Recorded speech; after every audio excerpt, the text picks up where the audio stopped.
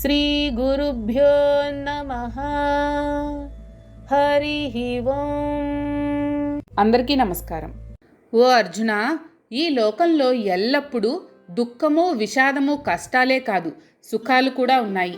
ఆ సుఖాలు ఎక్కువయ్యి ఒకవేళ ఆ సుఖాలు తొలగిపోతే కలిగే దుఃఖాలు కూడా ఉన్నాయి. ఆ సుఖాలు కూడా 3 విధాలుగా విభజింపబడ్డాయి. వాటి గురించి వివరిస్తాను, జాగ్రత్తగా విను. సుఖం మానవుని సహజ గుణం. మానవుడు సాత్విక కర్మల చేత సుఖాన్ని పొందుతాడు. అప్పటికే ఉన్న దుఃఖాలను పోగొట్టుకుంటాడు. ఇది మానవుని కర్తవ్యం. కానీ మానవులు తమ అజ్ఞానం వల్ల, తాము చేసే రాజస తామస కర్మల వల్ల దుఃఖాలను కొని తెచ్చుకుంటున్నారు. రాజస గుణం కలవాడికి వాడు చేసే కర్మల వలన సుఖం లభిస్తుంది. తామస గుణం కలవాడికి నిద్రలాంటి మత్తులో సుఖం లభిస్తుంది. కాబట్టి మానవులు అనుభవించే సుఖము ఎలా వస్తుంది అంటే వాళ్ళు చేసే పనుల వల్లనే వస్తుంది. అందుకే మానవులు అందరూ నేను సుఖంగా ఉన్నాను అనే భావన ఎల్లప్పుడూ కలిగి ఉండాలి. దీనినే పాజిటివ్ థింకింగ్ అని అంటారు. దానికి అవసరమయ్యేది ఆధ్యాత్మ విద్య. దానిని అభ్యాసం చేస్తే నిరంతరం సుఖం కలుగుతుంది. సుఖాలను పొందడం, దుఃఖాలను పోగొట్టుకోవడం మన చేతిలోనే ఉంది. అది కేవలం అభ్యాసం వల్లనే వస్తుంది, కానీ మాటల వలన రాదు. తినడం కొంతమందికి సుఖాన్ని ఇస్తుంది, కానీ ఏది తినాలి అనేది మన చేతుల్లో ఉంది. మితంగా తింటే సుఖం, ఎక్కువగా తింటే దుఃఖం. నీరు తాగితే దాహం తీరి సుఖం ఇస్తుంది, కానీ తాగకూడనివి తాగితే దాహం ఎక్కువ అవుతుంది, మత్తు వస్తుంది. ఇంకా ఎక్కువ తాగితే కక్కేస్తాడు కూడా.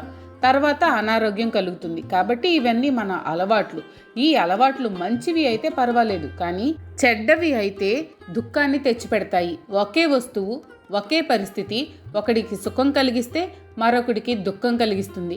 ఆంధ్రాలో పుట్టిన వాడికి ఆవకాయ రుచిగా ఉంటే నార్త్లో పుట్టిన వాడికి నోరు మండిపోతుంది. ఇక్కడ అన్నం, సాంబార్, రసం ఇత్యాదివి రుచిగా ఉంటే నార్త్లో వాడికి రొట్టె, కూర రుచిగా ఉంటుంది. కాబట్టి దేనికైనా నాలుక అలవాటు పడాలి. ఇంకొంచెం లౌక్యంగా చెప్పుకోవాలంటే కొంతమంది మగాళ్లకు కట్టుకున్న భార్య తప్ప ఇతర స్త్రీలంతా అందంగానే ఉంటారు. ఒకడు ఒక కారు అమ్ముతుంటే ఆనందం, అదే కారును కొనుక్కున్న వాడికి ఆనందం. అమ్మిన వాడికి ఆ కారు రేటు పెరిగితే దుఃఖం, కొన్నవాడికి అదే కారు ఇంకా తక్కువగా వస్తుంది అంటే దుఃఖం. ఇలా సుఖదుఖాలు ఒకటి వెంబడి ఒకటి వస్తూ ఉంటాయి, పోతుంటాయి. వీటికి అంతులేదు. వీటిని సహించడమే సాత్విక లక్షణం. పరమాత్మ ఇక్కడ ఒక పదం వాడాడు, దుఃఖాంతం చ నిగచ్చతి అని. ఎవడు ఏ పని చేసినా సుఖపడడానికే చేస్తాడు, కానీ దుఃఖపడడానికి చేయడు. పైగా ఉన్న దుఃఖాలను పోగొట్టుకోవడానికి ప్రయాసపడతాడు. అంటే దుఃఖం అంతమైతే సుఖం దానంతట అదే వస్తుంది. అది మానవ సహజం. కానీ తన అవివేకం వల్ల ఉన్న సుఖాలు రాకపోగా కొత్త దుఃఖాలు వచ్చి పడుతున్నాయి. ఒక్కోసారి ఈ దుఃఖాలకు అంతం లేదా అని అనిపిస్తూ ఉంటుంది. ఇప్పుడు మనం కొన్ని ప్రశ్నలు వేసుకోవాలి. దుఃఖానికి అంతం ఎప్పుడు? దుఃఖం లేని చోటెక్కడుంది? దుఃఖాలు ఎక్కడ అంతమవుతాయి? శాశ్వత సుఖం ఎక్కడ దొరుకుతుంది? శాశ్వత సుఖం ఏం చేస్తే లభిస్తుంది? ఎవరి వలన లభిస్తుంది? ఈ ప్రపంచంలో దొరికే వస్తువులతో, అనుభవించే విషయ వాంఛలతో సుఖం దొరుకుతుందా? ఈ ప్రశ్నలకు అన్నింటికీ ఒక్కటే జవాబు. సుఖము, దుఃఖము ఎక్కడో లేవు, మనలోనే ఉన్నాయి. మనం భావించే భావనలోనే ఉన్నాయి. మనం చేసే కర్మలలో ఉన్నాయి. మనలను మనం సంస్కరించుకుంటే శాశ్వత సుఖం దానంతట అదే వస్తుంది. సుఖం కోసం ఎక్కడా వెతకాల్సిన పని లేదు. అందుకే సుఖం కావాలంటే అభ్యాసం చేయాలి, మంచి అలవాట్లు చేసుకోవాలి అని అన్నాడు పరమాత్మ. మానవులు సహజంగా అనుభవించే సుఖాలలో కూడా 3 రకాలున్నాయని పరమాత్మ చెప్తున్నాడు. మొదట్లో అత్యంత కష్టంగా ఉండి విషం మాదిరి తోచి, తర్వాత అనంతమైన అమృతంతో సమానమైన సుఖము, తనలో ఉన్న సాత్విక బుద్ధి వలన కలిగే సుఖము, వీటిని సాత్విక సుఖము అని అంటారు. ఆధ్యాత్మ సాధన నుండి మొదలు పెడదాం. ముందు ప్రాణాయామము, భక్తి, శ్రద్ధ, సాత్విక ఆహారము, మంచి నియమాలు అన్నీ చాలా కష్టంగా ఉంటాయి. తుదకు అదే అనంతమైన అమృతతుల్యమైన సుఖాన్ని ఇస్తాయి. ఆ సుఖం ఎక్కడి నుండో రాదు, మనలో ఉన్న సాత్విక బుద్ధి వలన వస్తుంది. కాబట్టి సాధన మొదట్లో కష్టంగా ఉందని మానకుండా నిరంతరం కొనసాగించాలి. విషమివా అని అన్నారు, కానీ విషం అనలేదు. మొదట్లో విషం మాదిరి తోస్తుంది, అంటే చాలా కష్టంగా ఉంటుంది. దానికి భయపడకూడదు. ఈ ఆత్మ సాధనకు మన పూర్వజన్మ వాసనలు అనేక విఘ్నాలు కలగచేస్తాయి, మనసును అటు ఇటు మళ్ళిస్తాయి. వాటికి లొంగకుండా సాధన చేస్తే అనంతమైన సుఖం మన సొంతమవుతుంది. ఏదైనా వ్యాధి వచ్చింది, చేదు మందు, సూది మందు, ఆపరేషన్ ఇవన్నీ చేస్తారు కదా, వాటికి భయపడి పారిపోతే రోగం ముదిరిపోతుంది. ముందు ఇవన్నీ కష్టంగా ఉన్నా తుదకు జీవితాంతం సుఖాన్ని కలుగజేస్తాయి. అలాగే విద్యార్థులు సంవత్సరం అంతా నియమం ప్రకారం చదవడం మొదట్లో కష్టంగానే ఉంటుంది, కానీ తుదకు పరీక్షలలో మంచి మార్కులు వచ్చి సంతోషాన్ని కలుగజేస్తాయి. అలాగే అధ్యాపకుడు సంవత్సరం అంతా కష్టపడి పాఠాలు చెబితే జీవితాంతం ఆ విద్యార్థులు ఆ ఉపాధ్యాయుణ్ణి దేవునిలాగా పూజిస్తారు. దీనితో విద్యార్థులకు విద్య వస్తుంది, ఉపాధ్యాయునికి గౌరవం లభిస్తుంది. అలాగే ఉద్యోగి రోజంతా కష్టపడి పనిచేస్తే ఆ ఉద్యోగికి పై అధికారి మెప్పు, జీతంలో పెరుగుదల, పదోన్నతి లభిస్తాయి. ఇవన్నీ మొదట్లో కష్టంగా ఉంటాయి, అంతంలో అనగా చివరిలో సుఖాన్ని కలుగజేస్తాయి. దీనికి మంచి ఉదాహరణ మనకు భాగవతంలో ఉంది. దేవతలు దానవులు పాల సముద్రాన్ని మధించారు. ముందు హాలాహలం అంటే విషం పుట్టింది, కానీ వారు అధైర్యపడలేదు. ఆ విషాన్ని మహాశివుడు సేవించాడు. దేవదానవులు వారి కృషిని కొనసాగించారు. అమృతం పుట్టింది. మనలో ఉన్న మంచి దేవతలైతే, చెడు దానవులు. వాటి మధ్య జరిగే ఘర్షణ పాల సముద్రం చిలకడం. ముందు కష్టాలు వస్తాయి, ఓపిగ్గా భరించాలి. కష్టాలను భగవంతునికి అర్పించాలి. తుదకు అనంతమైన సుఖం లభిస్తుంది. మనం చేసే కృషిని మందర పర్వతం క్రింద ఉన్న కూర్మావతారంలో ఉన్న పరమాత్మ పర్యవేక్షించినట్లు మనలో అంతర్లీనంగా ఉన్న ఆత్మస్వరూపుడు పర్యవేక్షిస్తూ ఉంటాడు. ఈ భావనతో సాధన చేస్తే సాత్విక సుఖం లభిస్తుంది. అందుకే ఇక్కడ విషము, అమృతము అనే పదాలు వాడారు. క్షీరసాగర మథనంలో మొదట పుట్టింది విషం, ఆ తర్వాత పుట్టింది అమృతం అని సూచనప్రాయంగా చెప్పాడు కృష్ణుడు. కాబట్టి సుఖదుఖాలు ఎక్కడో లేవు, మనలోనే ఉన్నాయి.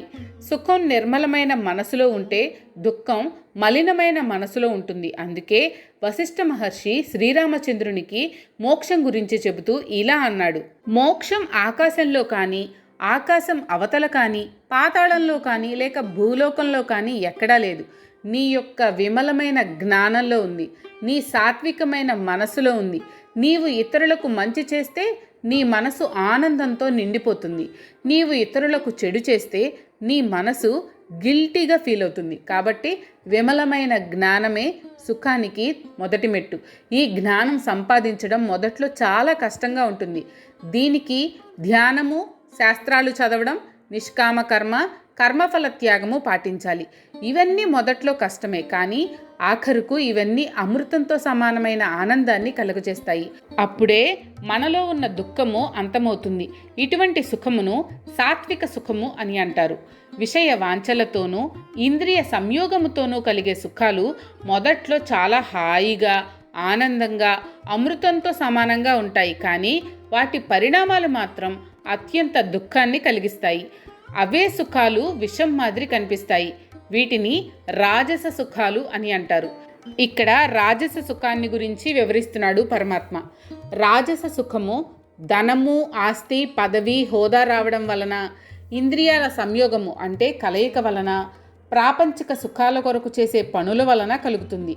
ఆ సుఖం మొదట చాలా సుఖంగా, ఆనందంగా, ఇష్టంగా, అమృతంతో సమానంగా, ఇంకా కావాలి అనేటట్లు ఉంటుంది. తుదకు ఆ సుఖమే అనంతమైన దుఃఖంగా, విషంగా పరిణమిస్తుంది.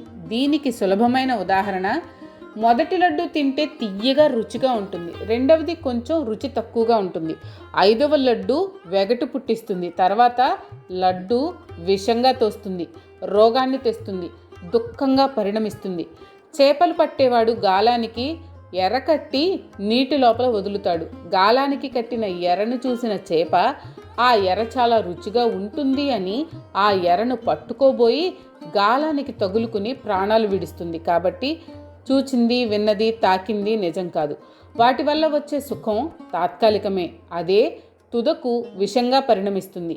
పుట్టగానే భార్య భర్త విడివిడిగా ఉంటారు. కాలవశాత్తు వివాహం జరిగి వారు కలుస్తారు.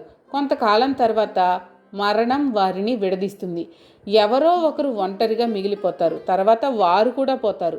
అలాగే సంతానం కూడా పుట్టిన తర్వాత కొంతకాలం తల్లిదండ్రులతో ఉంటారు, తర్వాత ఎవరికి వారు రెక్కలొచ్చిన పక్షుల్లాగా ఎగిరిపోతారు. కాబట్టి వివాహం వలన కలిగే సుఖం, సంతానం వలన కలిగే సుఖం కూడా తాత్కాలికమే, శాశ్వతం కాదు. ఇంకా ధనము, పదవి, హోదా గురించి చెప్పాల్సిన అవసరమే లేదు, అవి మరీ తాత్కాలికాలు. అలాగే విషయ సుఖాలు కూడా తాత్కాలికమైనవే. మొదట్లో స్వర్గ సుఖాలను మరిపిస్తాయి, కానీ ఇవి క్షణికమైనవి. అవయవాల కలయికతో లభించే సుఖం అవయవాలు విడిపోతే అంతమవుతుంది. మొదట్లో అమృతంలా తోచిన సుఖం తుదకు విషప్రాయమవుతుంది. దీనినే రాజస సుఖం అని అంటారు. ఈ సుఖం పాల మాదిరి కనిపించే విషం, చాలా ప్రమాదకరం. కాబట్టి ప్రాపంచిక విషయాల వలన కలిగే సుఖాలు తుదకు దుఃఖంతో అంతమవుతాయని తెలిసి సాధకులు చాలా జాగ్రత్తగా ఉండాలి. రాజస సుఖం మనలను మోసం చేస్తుందని, పైపై మెరుగులు తక్షణ సుఖాలను చూసి మోసపోవద్దని మనకు తెలియజేస్తున్నాడు పరమాత్మ. ఇక్కడ మనం ఒక విషయాన్ని గమనించాలి. సాత్విక సుఖం మొదట్లో విషం మాదిరి ఉండి తుదకు అమృతంగా పరిణమిస్తుంది. అలాగే రాజస సుఖం మొదట్లో అమృతం మాదిరి ఉండి తుదకు విషంగా పరిణమిస్తుంది. ఏ సుఖం కోరుకోవాలో మన ఇష్టానికి వదిలేశాడు పరమాత్మ. ఇంకా తామస సుఖం సోమరితనం, అలసత్వం, నిర్లక్ష్యం, మత్తు పదార్థాలు సేవించడం, నిద్ర అంటే అతి నిద్ర, వీటి వలన కలుగుతుంది. ఈ తామస సుఖం మొదటి నుండి చివరి దాకా మనిషిని అజ్ఞానంలో మత్తులో ఉంచుతుంది, మోహాన్ని కలుగజేస్తుంది. సుఖాలలో నిద్రా సుఖం, సోమరిగా ఉండడంలో సుఖం, తిని కూర్చోవడంలో ఉన్న సుఖం, ఇతరులను విమర్శించడంలో సుఖం, తనకు అంతా తెలుసు అనుకుని భ్రమపడడంలో ఉన్న సుఖం, ఈ సుఖాలన్నీ తామస సుఖాలు. కొంతమంది కూర్చునే నిద్రపోతారు, బస్సులో నిద్ర, ఆఫీసులో నిద్ర, స్కూల్లో నిద్ర, ఇటువంటి వారి ప్రవృత్తి తామసం. ఇది ఒక రకమైన మోహం. వీరు ఏ పని సక్రమంగా చేయలేరు. ఒకవేళ చేసినా ఏమాత్రం శ్రద్ధ లేకుండా అమితమైన నిర్లక్ష్యంతో చేస్తారు, లేకపోతే ఆ పనిని సగంలోనే ఆపేస్తారు, వాయిదాలు వేస్తారు. ఆఫీసుల్లో కూడా అధికారి ఇటువంటి వారికి పనులు చెప్పడు, చెబితే చెడగొడతారని భయం, చేసేవాడికే అన్ని పనులు అప్పగిస్తారు. అందుకని ఈ తామసికుడు సుఖంగా నిద్రపోతాడు, లేకపోతే ఇయర్ ఫోన్స్లో పాటలు వింటూ క్యాంటీన్లలో కాలక్షేపం చేస్తూ ఉంటాడు. సాత్విక రాజసికుల మాదిరి వీడు సుఖపడతాడు, కానీ ఇటువంటి సుఖం తామస సుఖం. వీరి జీవితంలో పురోగతి ఉండదు. ఎక్కడ వేసిన గొంగళి అక్కడే అన్న సామెత మాదిరి ఉంటారు. నిద్రగొట్టు ముఖాలు, సోమరిపోతులు అనే పేరుని తెచ్చుకుంటారు. ఎవరేమన్నా పట్టించుకోరు, మనల్ని కాదులే అని తుడిచేసుకుంటారు. వీరి జీవితం వ్యర్థంగా గడిచిపోతుంది. ఇప్పుడు అందరికీ ఒక సందేహం వస్తుంది, భార్యతో సుఖాలు అనుభవించకూడదా, నిద్రపోకూడదా, కోరిన వస్తువులను కొనుక్కుని సంతోషించకూడదా అని అనుకుంటారు. అన్ని సుఖాలు అనుభవించి తీరాల్సిందే, అందులో తప్పే లేదు. ఏ పని ఎప్పుడు ఎలా ఏ విధంగా చేయాలో అలా చేయాలి, కానీ అదే పనిగా అదే పని చేయకూడదు. అతి సర్వత్రా వర్జయేత్ అన్నారు.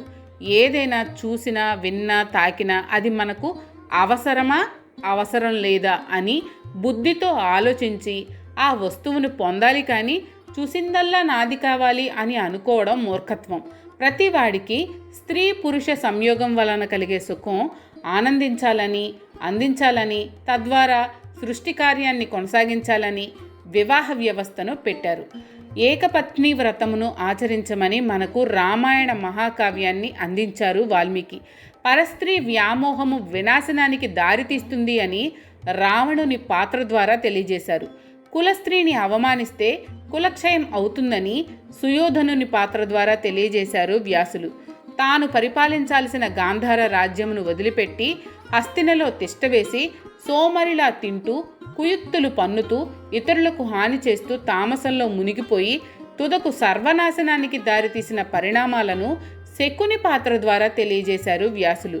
కాబట్టి అన్నీ అవసరమే, కానీ ఎంత మేరకు అవసరమో అంతవరకే అనుభవించాలి. విచక్షణ బుద్ధిని కలిగి ఉండాలి. ఆహార నిద్ర మైథునాలే పరమార్థంగా భావించకుండా భగవద్ధ్యానము, దైవచింతన, సత్సంగము, గురుసేవ, పరోపకారము, నిష్కామకర్మ, నిరహంకారము, నిర్మోహత్వము ఇవి కూడా పరమార్థాలుగా భావించాలి. ఇదే గీతాబోధ. మీకు కనుక ఈ వీడియో నచ్చినట్లయితే లైక్ చేయండి. అలాగే మీ ఫ్యామిలీ అండ్ ఫ్రెండ్స్కి షేర్ చేయండి. ఛానల్లో కొత్త నోటిఫికేషన్స్ కోసం సబ్స్క్రైబ్ చేయండి. అలాగే పక్కనే ఉన్న బెల్ ఐకాన్ని ట్యాప్ చేయండి.